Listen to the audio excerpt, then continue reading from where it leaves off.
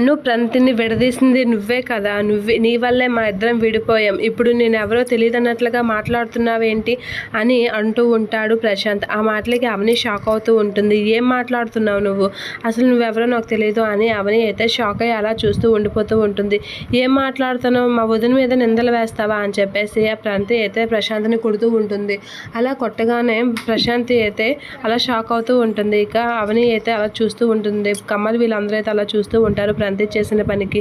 ఇక పార్వతి వీళ్ళందరూ అలా చూసేసరికి, మా వదిన నువ్వు నన్ను మోసం చేసి వెళ్ళిపోతే మా వదినే నన్ను కాపాడింది, మా వదిన్ని అనేసి మాటలు అంటావా నువ్వు అసలు అని చెప్పేసి, మా వదిన నన్ను కాపాడిన దేవత, మా వదిన అన్ని మాట్లాడడానికి నీకు నోరు ఎలా వచ్చింది, నీలాంటి మోసగాడిని నమ్మేసి మోసపోయాను చూడు, నాకు బుద్ధి లేదు అని చెప్పేసి ప్రణతి అయితే అంటూ ఉంటుంది. ఆ మాటలకి, అవును నేను మోసం చేయలేదు, మీ వదిన నిన్ను మోసం చేసేలా చేసింది అని చెప్పేసి అంటూ ఉంటుంది.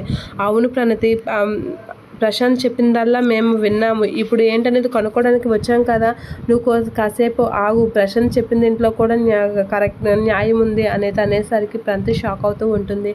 అసలు ఏం జరిగిందో నీకు తెలియకుండా నువ్వు ఎలా రియాక్ట్ అవుతావు, నీ వెనకాతల మీ వదిన ఉండి మంచిగా నటించింది, ప్రశాంత్ని నెమ్మదిగా తప్పించి ఏమీ తెలియనట్లుగా నిన్ను కాపాడింది అని చెప్పేసి అంటూ ఉంటుంది. ఆ మాటలకి ప్రణతి షాక్ అయ్యి అలా చూస్తూ ఉంటుంది. ఇక అక్షయ్ అయితే, అసలు నీకు అవని ఎలా తెలుసు, అవని నీతో ఎప్పుడు ఎలా మాట్లాడింది, అవనియే చేసిందని నువ్వు ఎలా చెప్తున్నావు అని చెప్పేసి అక్షయ్ అయితే నానా విధాలుగా అడుగుతూ ఉంటాడు.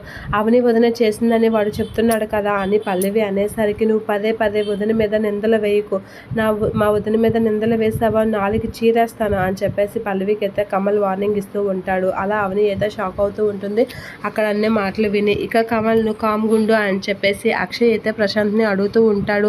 అసలు నీకు అవని ఎప్పుడు ఫోన్ చేసింది, నీకు అవని ఎలా తెలుసు, అవనియే ఇదంతా చేసిందని నువ్వు ఎలా చెప్తున్నావు అని చెప్పేసి అన్ని విధాలుగా అక్షయ్ ప్రశ్న అడుగుతూ ఉంటాడు. మీ అన్నిటికీ సమాధానం చెప్తాను, అవని నాకు ఒకరు ఫోన్ చేసి నన్ను కలవాలి అని అయితే చెప్పారు, అది ఎవరో కాదు అవనియే, పార్కులో కలిసి మేము మాట్లాడాం అని చెప్తాడు ప్రశాంత్.